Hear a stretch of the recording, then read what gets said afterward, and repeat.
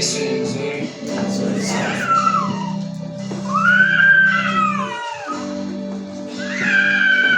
Salimia jirani yako, mwambie shalom shalom.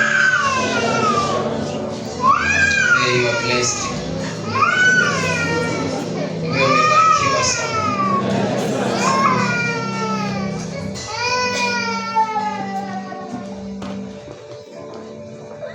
Kama umekaa na mgeni, mwambie amani ya Bwana iwe ndani yako.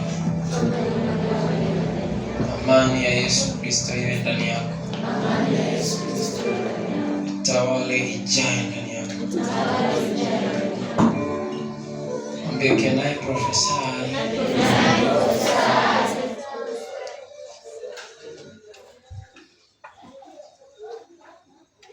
Mwambie mwenzio can I prophesy? Mwambie leo ni siku yako.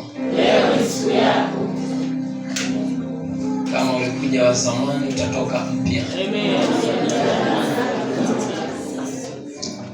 Focus.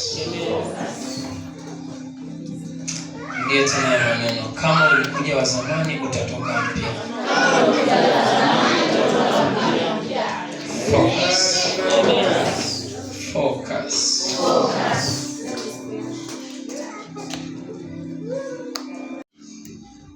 To become a new man. Mwanadamu kufanywa mtu mpya, kuwa mtu mpya.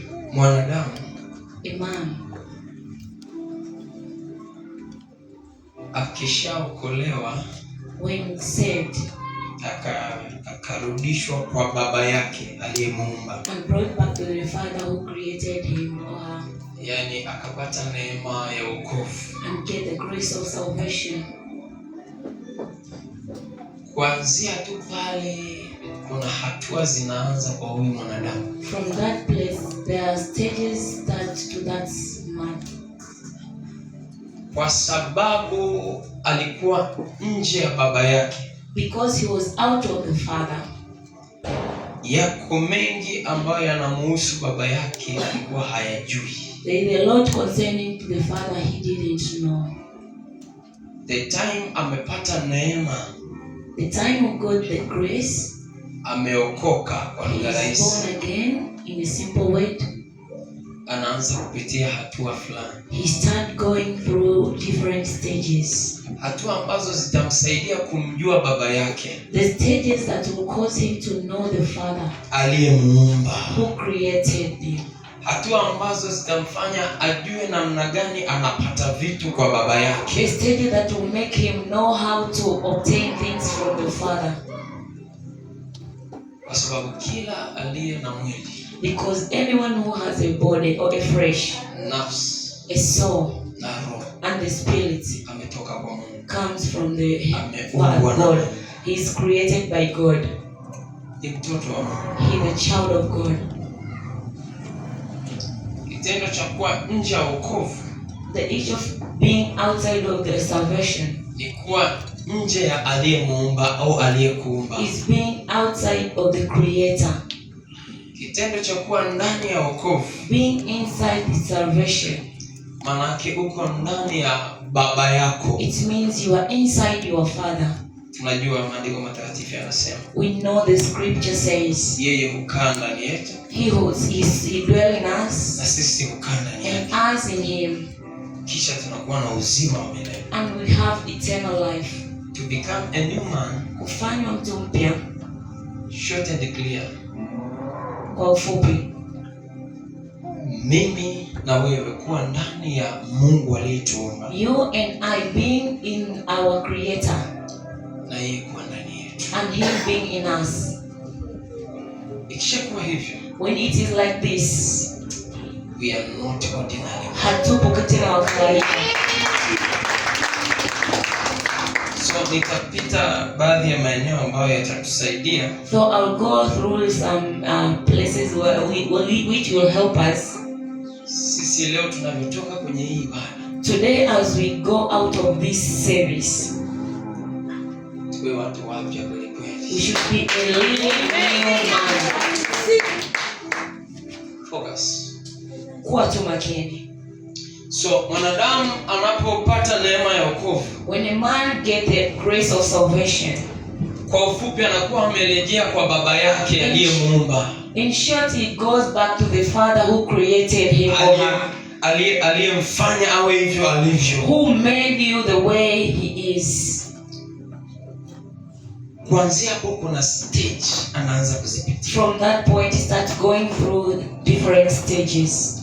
Anaanza kufundishwa kwa habari ya imani. He starts being taught in the matter of faith. Kwa sababu ili aelewane na baba yake aliyemuumba. Because for him to get understanding for each other with the Father, kuna kitu kinachomuunganisha yeye na baba yake. There is something that connects him with the Father. Kinaitwa imani. That is faith. Hallelujah. Amen. Shalom. Shalom. Yesu ni mzuri. Jesus is good. Kwa nini anaanza kufundishwa imani? Why is it that he is being taught by faith, in faith? Kwa sababu kinachomuunganisha huyu mwanadamu, because what connects this man na baba yake and the Father aliyemuumba, who created, aliyemzaa rohoni, who begot her, aliyemfanya vile alivyo, who made him or her the way he is, ni imani. It is faith. Imani, faith, ndicho kinamuunganisha mwanadamu halisi. It is what connects the natural woman na Mungu aliyemuumba, and the Father, the God who created him or her. Sababu sehemu pekee itasababisha huyu mwanadamu, because it is the only place that will call this man ampendeze baba yake, to please the Father. Why? Kwa sababu, because pasipo imani, because without faith, hatuwezi kumpendeza baba yetu. We cannot please God our Father. Maandiko matakatifu yanasema pasipo imani hatuwezi kumpendeza Mungu. The Bible says without faith we cannot please God. Ili huyu mwanadamu awe mtoto pendwa kwa baba yake, for this man to become a loved child to the Father, kuna kitu kinamuunganisha. There is something that connects him and the Father. Kinaitwa imani. That is faith. Kama umekaa hapa, if you are sitting here, ni muhimu hili, it is important for you likae ndani ya moyo wako, to be in your heart. Maisha yangu, my life yote, lazima nionyeshe imani yangu. I should show my faith. Lazima nidhihirishe imani yangu. I must reveal my faith.